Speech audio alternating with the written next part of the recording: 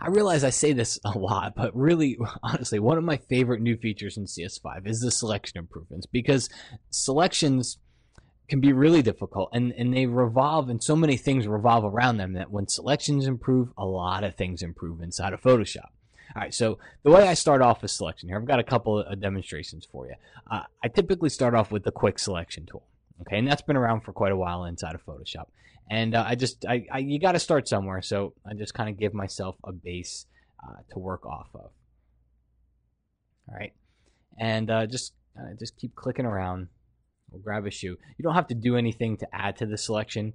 It's automatically will always be in add mode. If you wanted to subtract from the selection, then you would hold down your Option key on Mac or the Alt key on PC. All right, and we'll come in here, just remove that area. I find that when you include people's arms, it usually helps out. So we'll go ahead and add those arms, and even the hands help out as well. So I recommend you do that. And let's zoom in a little bit here and see if we can get his hands. And make a smaller brush and see if we can get the fingers in here as well. And again, this is all giving me something to work from, okay? Because as you're going through this, if you're wondering if this sounds, you're like, this stuff sounds kind of difficult. It's really a pain. Selections are one of the questions we get the most, and there is no magic bullet.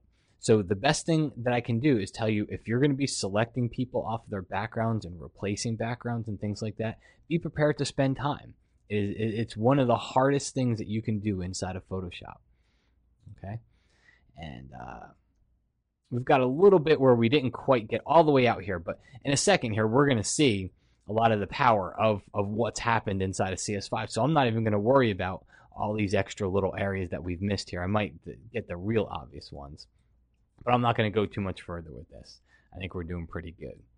All right, maybe just a little bit, see if I can just get rid of some of that gray space there. And we got a little bit more right over here.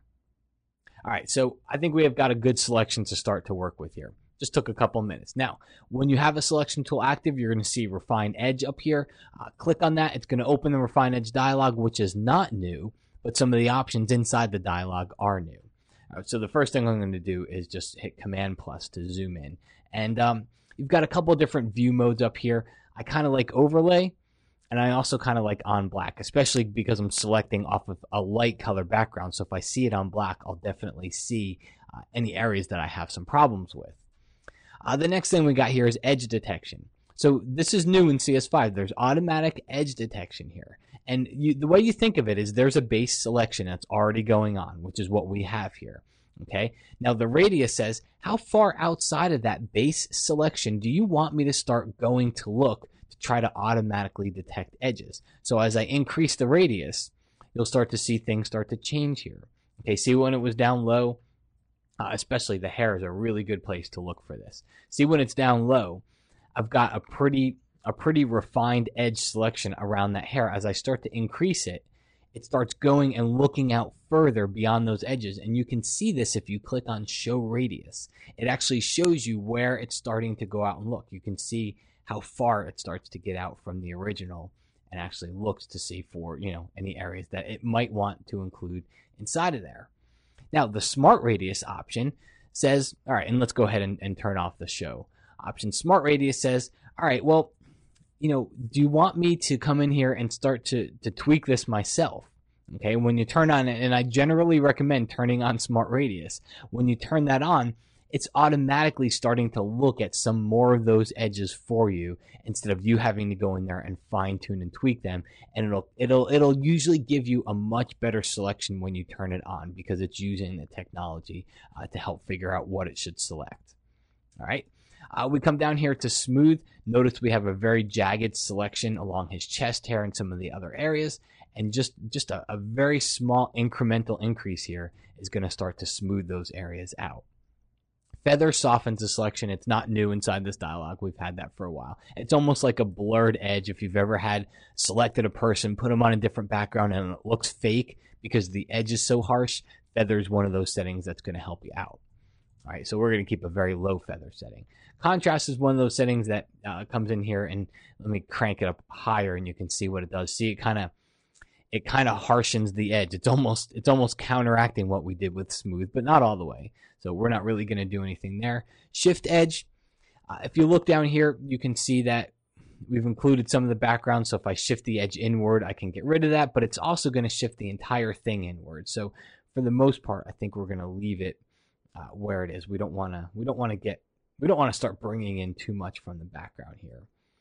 I actually think we're doing pretty good.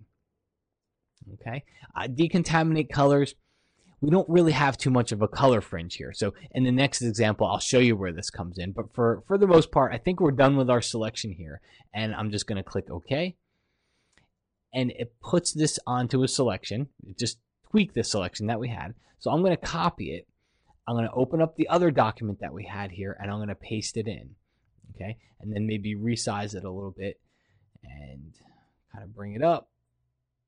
Maybe just put him right onto the ground. It's obviously, he's too big for the background, but we're not going to, I want you to be able to still see what we've done here and zoom in and take a look.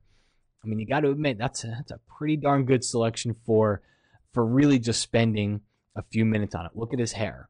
Look at how much we were able to save and salvage from all of that hair that was on that background. Okay, so let's go over here and take a look at the second example. And what we're going to do is take our quick selection tool once again. And we've got to start at some point, so we'll just make a selection of this gentleman. We will also make a selection of all of the grass down here. We want to make sure we get the horse into it. Right around there. I think we're doing pretty good. The one thing I might do is just make a small brush here and hold down Option or Alt and get rid of that little blue area inside of there. And I think we're doing pretty good here. That's a good base to work off of, because this is a perfect example where I want to show you what these tools can do to help you. So let's go over here, click on Refine Edge. And when the dialog box opens, you're going to see that we by no means have a very good selection here. Okay, well, there's another tool that can help us, because while I might want to come in here and increase my radius and start working, you're going to see that when I do that smart radius, it's looking at the whole image and things. I don't want smart radius on every part of the image because I had a good selection on a lot of parts of this image. All right, so we're going to turn that off and go back. What we do have over here is a refine radius brush tool. Okay, and where that comes in is we're actually going to take the brush tool, and you can use your right and left bracket keys to increase and decrease it. And let's just brush right along the grass here. And see what that, check that out. I mean, seriously, let's go back. Just brush along the grass and look at what it's done to the top of the grass there. Come over here, do the same thing. Let's move the dialog out of the way and just get along the top there. And it's taken care of. It's refining the radius for us in just that specific area. We can do the same thing over the horse up at the top here, and we can refine that. And I'm not going to really do too much more. I might do it right along the edge of his tail there. So that's looking pretty good. Let's turn on Smart Radius, and let's just start to bring in some of those edges if we can, just some of those other edges of the photo. Smooth. In fact, let's go over here, and you can erase your refinement. So let's say, and let's get a smaller brush. Let's say we're bringing in too much of the sky over here. So I'm going to have to erase some of it. Okay. And it's just, if you happen to go over too far, that's where you'd come in and erase it. And smooth, we're not really going to do too much with smooth or feather or contrast. I'm going to start to bring up my Smart Radius some more here. That's looking pretty good. But here's where decontaminate colors comes in. Okay, so let's zoom into the image, and you can see we've got some color fringes right down here along his tail. We've got some color fringes over here. So when I turn on decontaminate colors, I'm just going to crank it way up so you can see the difference. All right, that's when it's off, and that's when you turn it on. Okay, so take a look at some of the edges that start to have some of the blue fringes. This is off, and this is on. Okay, so what it's doing is it's kind of neutralizing some of those fringes. Look what it's done over here. It's not totally gone, but it's really neutralized a lot of that blue fringe that we have over here. And it's essentially decontaminating some of those color fringes that you'll see when you start to make selections. All right, so at this point, let's click OK.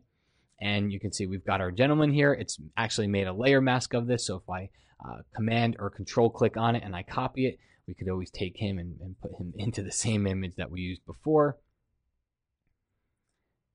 And just kind of move it.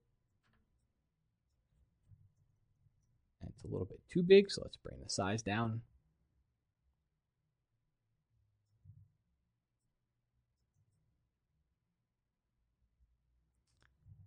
And that's looking pretty good for what we need it for. Hit enter, return. So let's zoom in and take a look at really what it's done here. All right, look at the grass. We're able to see, in fact, there was even a tree back there. And so you're able to see that it really keeps all those edges along the selection. As I go through the image here, take a look at you don't see any of that glow around here. And we did the same thing down here. Okay, so that's the selection improvements inside of CS5. Honestly, I think it's one of the biggest improvements that they've done there, because selections have ties into so many areas inside of Photoshop. And when you change selections and improve selections, it makes everything else so much easier.